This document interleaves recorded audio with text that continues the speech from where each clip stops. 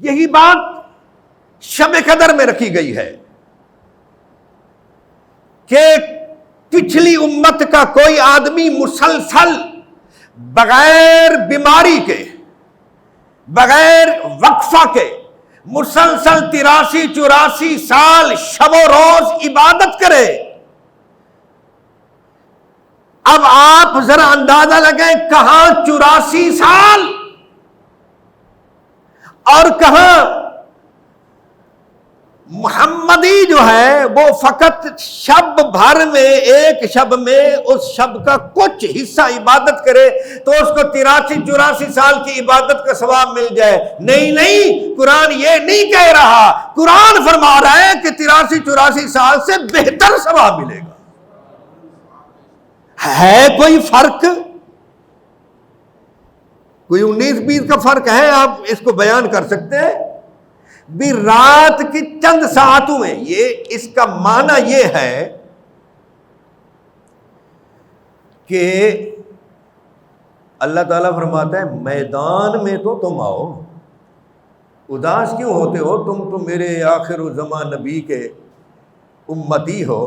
اب میدان میں تو کوئی، رنگ میں تو کوئی ہے، ریفری کی مرضی جیسے وہ جتوا دے، لیکن آنا پڑے گا، میدان میں آنا پڑے گا۔ ایسا نہیں ہے کہ لمبی تان کر سوتے رہو اور اس رات کو تلاش ہی نہ کرو۔ یہ بڑا کرم ہے کہ پہلے تو معین کر دیا کہ یہ رات سال بھر میں ایک مرتبہ آتی ہے، پھر معین کر دیا کہ یہ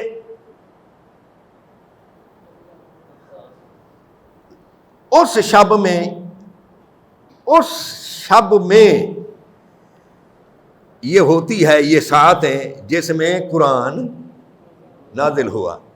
دوسری آیت نے کہہ دیا کہ قرآن نازل ہوا رمضان میں، تو اب یہ رمضان میں بند ہو گئی۔ اب ایک روایت نے ہمیں بتا دیا، صحیح روایت نے، کہ یہ رمضان کے آخری عشرے کی تاک راتوں میں ہوتی ہے۔ یہ ساعتیں جو ہیں، یہ رات جو ہے تاک راتوں میں ہوتی ہے۔ اب یہ تاک راتوں میں بیان کر کے کوئی ایک رات میرے آقا نے مقرر نہیں فرمائی، یاد رکھنا، معین نہیں فرمائی۔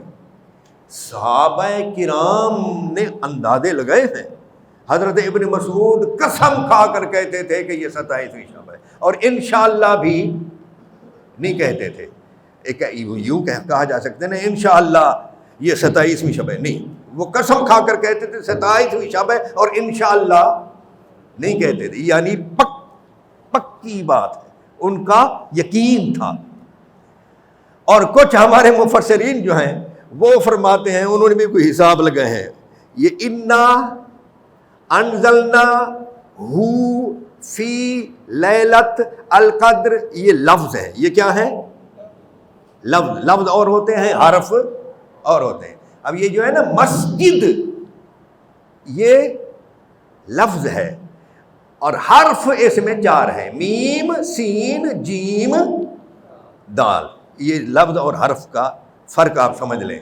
لیلت لفظ، فی ایک لفظ، انا ایک لفظ، القدر ایک لفظ گنتے جاؤ تو ایک مقام آتا ہے سلام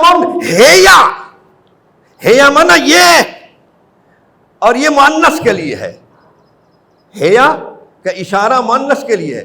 یہ ہیا کا جو لفظ ہے یہ 27واں لفظ ہے۔ تو مفسرین کرام فرماتے ہیں ہیا یہ کا اشارہ 27ویں لفظ پر آیا تو معلوم ہوا کہ یہ شب، اور کچھ مفسرین نے یہ بھی کہا کہ لیلۃ القدر، یہ 2 لفظ ہیں، لیلۃ اور القدر۔ لیلۃ کے کتنے حرف ہیں بیٹا؟ 4۔ القدر کے میں الگ الگ بچے بیٹھے نا سمجھیں، القدر کے 5، مجھے بھی آتا ہے یہ، لیکن یہ پوچھا جائے سمجھ آ جائے۔ لیلت 4، القدر 5، 4 اور 5 9 3 مرتبہ آیا ہے لیلۃ القدر، 9 3 یعنی یوں حساب کیا ہے علماء نے۔ لیکن میں یہ چاہتا ہوں، میری پسند یہ ہے کہ اس کو تاک راتوں میں ہی رکھا جائے۔ اگر میرے آقا اپنی زبان اقدس سے معین کر کے کوئی ایک رات بتا دیتے تو پھر ہمارے لیے عذاب بن جاتا کہ ہمت والے تو اس میں آ کر عبادت کر لیتے، اور معین ہوتی رات اور کوئی شخص غفلت کرتا یا اس شب میں معین ہونے کے باوجود، یقینی ہونے کے باوجود اس شب میں کوئی شخص خدا نہ خواستہ گناہ میں مبتلا ہوتا، تو پھر گناہ بھی اتنا گناہ زیادہ ہوتا جتنا گناہ عبادت زیادہ ہے۔ اب اگر واقعی کوئی شخص اس رات کو پالے اور عبادت کرے اس کو ثواب ملے گا، لیکن معین نہیں، دوسرا کوئی شخص شامت نفس کی وجہ سے گناہ میں مبتلا رہا، اس کا گناہ اتنا مقدار میں نہیں بڑھے گا چونکہ معین نہیں ہے۔ تو تاک راتیں کتنی ہیں یار؟ 10 راتوں میں کتنی تاک راتیں ہیں جی؟ جفت اور طاق ہی دیکھنے ہیں نا، یہ 2 2 26 28 22، یہ تو جفت ہو گئے نا، 21 23 25 27، ہاں یہ کتنی ہیں؟ بہت زیادہ نہیں ہے۔ تو اس لیے ان سب راتوں میں کچھ نہ کچھ وقت نکال کر ہمیں عبادت کر لینی چاہیے، کچھ نہ کچھ وقت نکال کر ہمیں۔ اب یہ یاد رکھنا کہ میں نے یہ نہیں کہا کچھ نہ کچھ وقت نکال کر مسجد آ جانا چاہیے، میں نے یہ نہیں کہا۔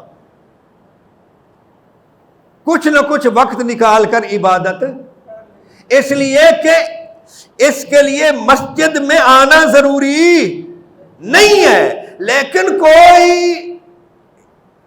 شخص صلاۃ و تسبیح کا اہتمام کرتا ہے تو یہ ایسی عبادت ہے کہ اس میں مل جل کر لوگ پڑھ لیتے ہیں، تو مسجد میں آ جائے۔ ورنہ حضرت خواجہ نظام الدین اولیاء محبوب الہی رحمت اللہ تعالی علیہ فرماتے ہیں، ان کے ملفوظات شریف میں ہے کہ کوئی بڑی رات ہو، اس رات میں گھر میں عبادت کرنا، تلاوت کرنا، گھر میں وہ فرماتے ہیں ایک سپارہ پڑھنا مسجد میں پورے قرآن پڑھنے سے زیادہ ثواب رکھتا ہے۔ اور میرے آقا نے تو خود ارشاد فرمایا کہ فرضوں کے علاوہ باقی عبادات اور گھروں کو قبرستان نہ بناؤ۔ تو ان تاک راتوں میں سے آپ مغرب کے بعد ہی کچھ پڑھ لیں،